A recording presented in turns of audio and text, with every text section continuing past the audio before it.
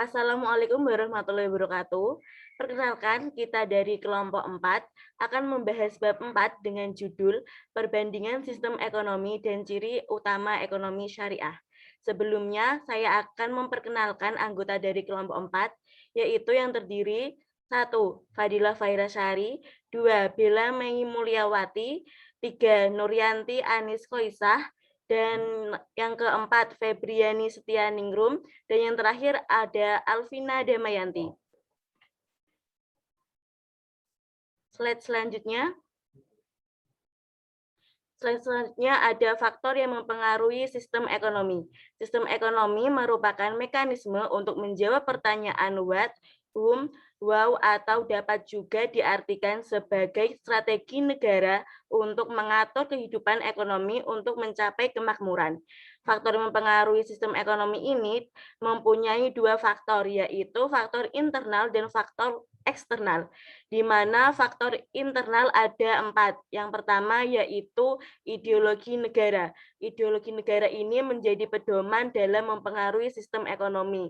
Misalkan, ideologi negara Indonesia adalah Pancasila, di mana sebuah sistem perekonomian yang didasarkan pada 5 sila dalam Pancasila tersebut. Selanjutnya yaitu nomor 2, sistem politik, di mana kondisi politik di suatu negara akan mempengaruhi sistem ekonomi di suatu negara tersebut juga. Misalkan dalam mempengaruhi dorongnya laju pertumbuhan ekonomi. Yang ketiga yaitu sistem pemerintahan. Sistem pemerintahan yang dianut suatu negara akan mempengaruhi sistem ekonomi negara tersebut. Contohnya, suatu negara menggunakan sistem pemerintahan liberal, maka kegiatan perekonomiannya pun juga liberal.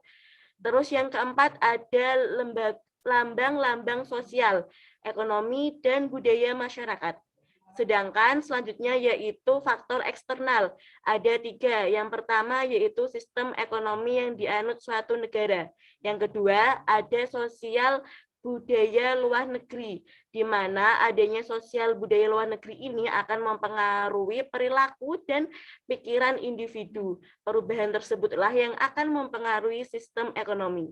Yang ketiga yaitu politik dunia internasional, di mana politik dunia internasional ini terdapat 3 pendekatan, yaitu nasionalisme, liberalisme, dan marxisme. Ketiga pendekatan tersebutlah yang akan mempengaruhi sistem ekonomi dengan ciri khas dan perbedaannya masing-masing. Selanjutnya akan disampaikan oleh teman saya. Silahkan. Yang berikutnya ada ragam sistem ekonomi dunia. Nah, sistem ekonomi yang pertama kali muncul dan dikenal di dunia adalah sistem ekonomi tradisional. Seiring dengan perkembangan dan kemajuan zaman, sistem ekonomi tradisional mulai ditinggalkan oleh banyak negara-negara di dunia. Oleh karena itu, ada 3 macam sistem ekonomi yang digunakan oleh negara-negara di dunia. Yang pertama ada sistem ekonomi liberal. Nah, sistem ekonomi liberal dikenal juga dengan sistem ekonomi pasar. Sistem ekonomi liberal adalah sistem ekonomi yang memberikan kebebasan sepenuhnya dalam segala bidang perekonomian kepada masing-masing individu untuk memperoleh keuntungan yang sebesar-besarnya. Adapun ciri-ciri yang dimiliki oleh sistem ekonomi liberal. Yang pertama, harga akan dibentuk di pasar bebas. Jadi, semua harga akan dibentuk atau ditentukan di pasar bebas. Salah satu faktor penentu harga pasar adalah kompetitor. Yang kedua, adanya kebebasan untuk berusaha dan bersaing. Di dalam sebuah pasar, tentu akan ada 1 ataupun 2 bisnis yang bergerak di bidang yang sama. Sehingga nantinya akan terjadi persaingan antar pedagang. Yang ketiga, ada campur tangan pihak pemerintah sangat terbatas, terutama dalam mengintervensi urusan ekonomi bisnis yang sedang berjalan. Dan yang keempat, segala kegiatan ekonomi didasarkan pada prinsip keuntungan. Ciri dari sistem ekonomi liberal sendiri yaitu pemerintah tidak boleh mencampuri kegiatan ekonomi.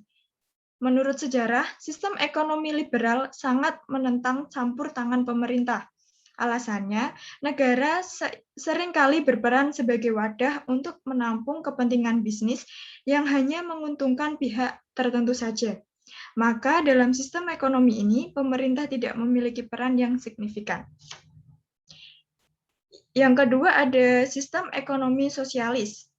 Sistem ekonomi sosialis dipelopori oleh Karl Marx yang berawal dari penolakannya terhadap sistem ekonomi liberal yang telah dipelopori oleh Adam Smith.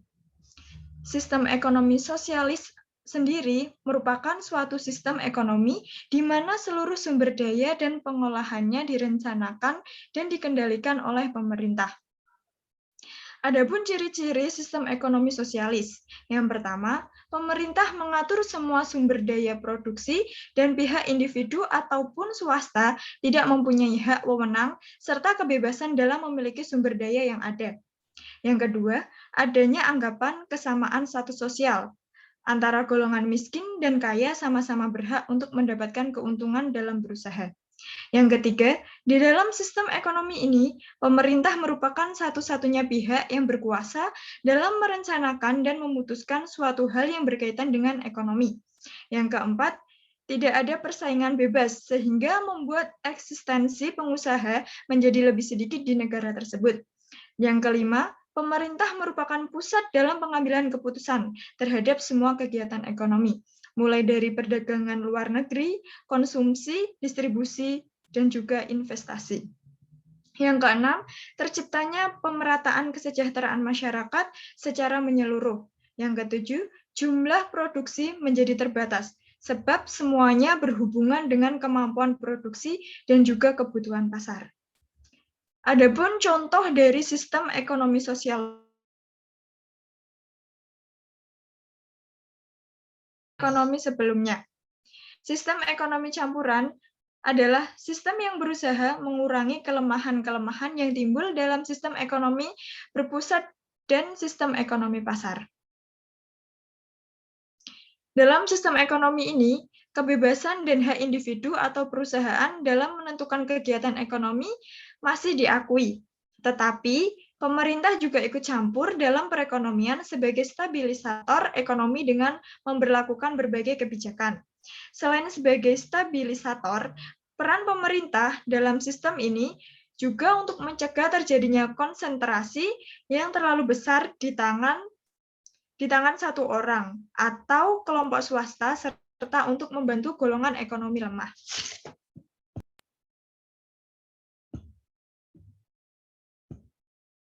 Selanjutnya ada prinsip-prinsip ekonomi kapitalis, ekonomi sosial, dan ekonomi Islam. Ekonomi kapitalis. Sistem kapitalis memandang bahwa manusia adalah pemilik satu-satunya terhadap harta yang telah diusahakan, tidak ada hak orang lain di dalamnya.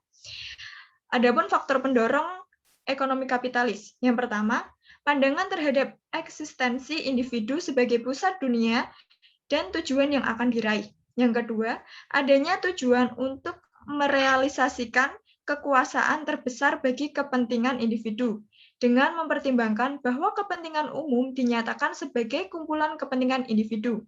Yang ketiga, urgensi, kebebasan ekonomi tanpa batas, dan persaingan sempurna yang diharapkan akan memberikan jaminan kebutuhan para konsumen.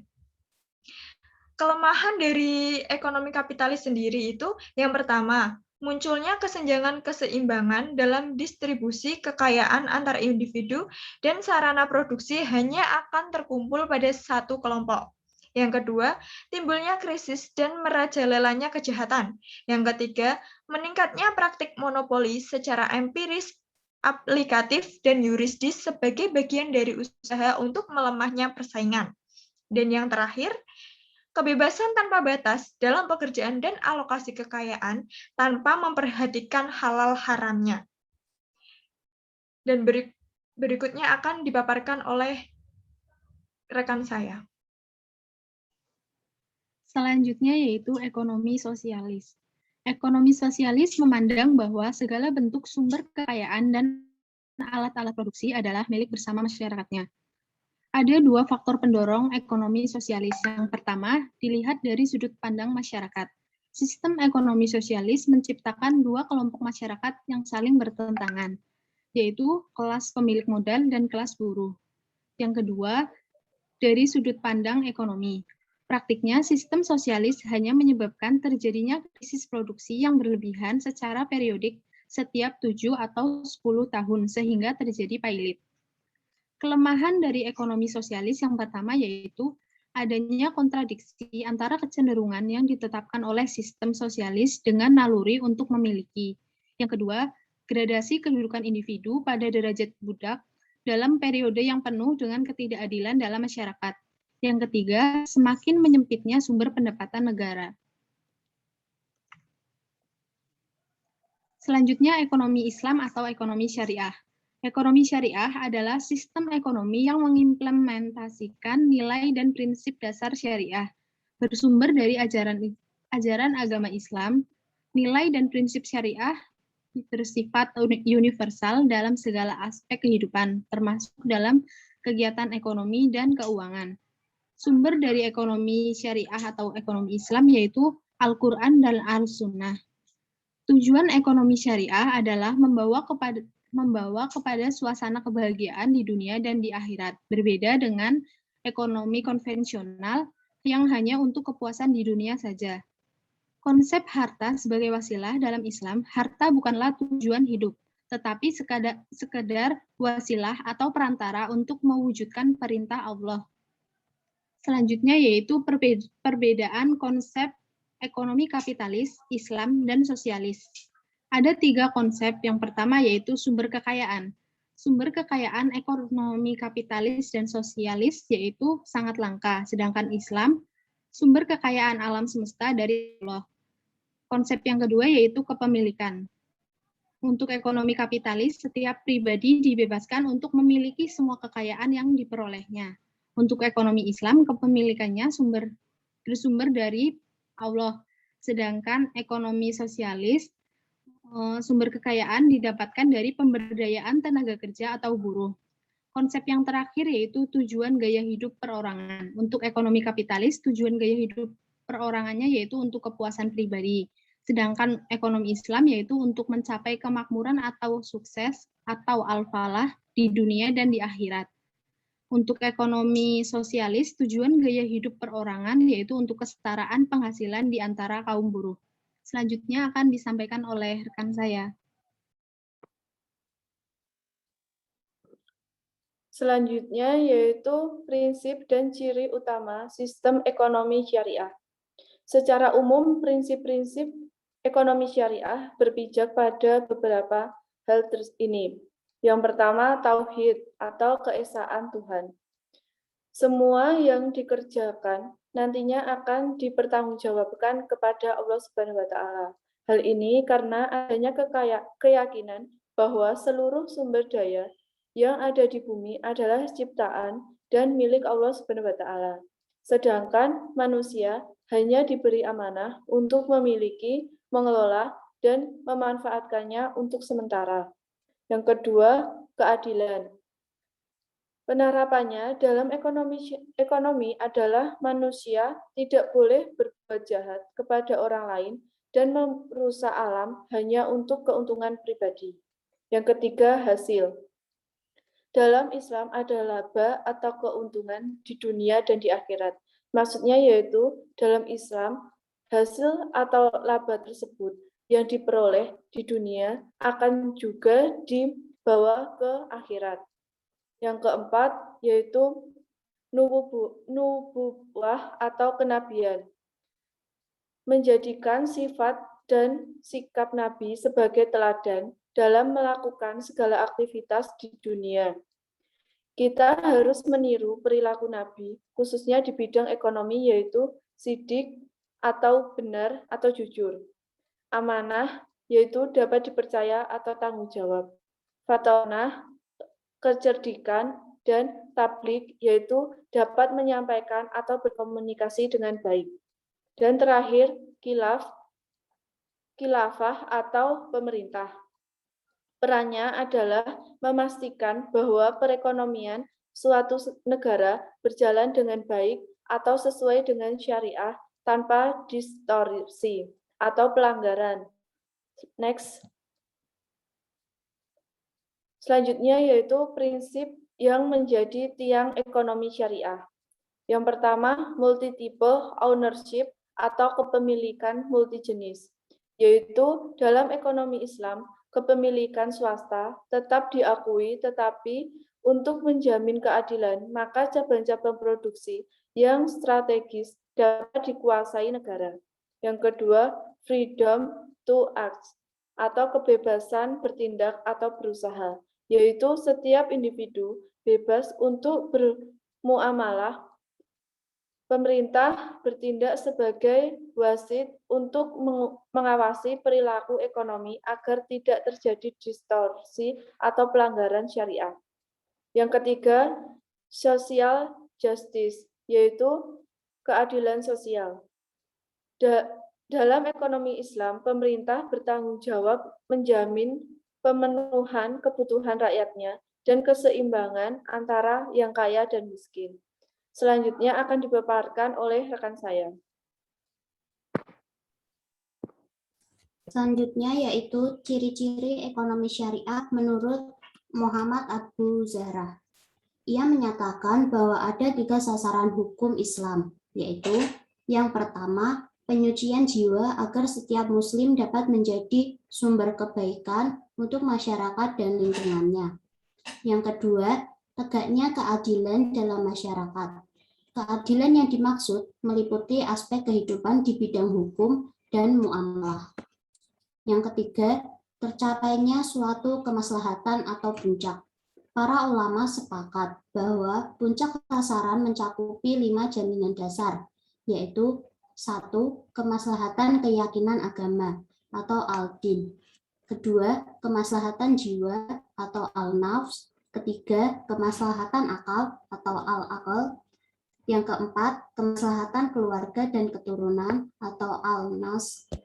Yang kelima, kemaslahatan harta benda atau al-mal.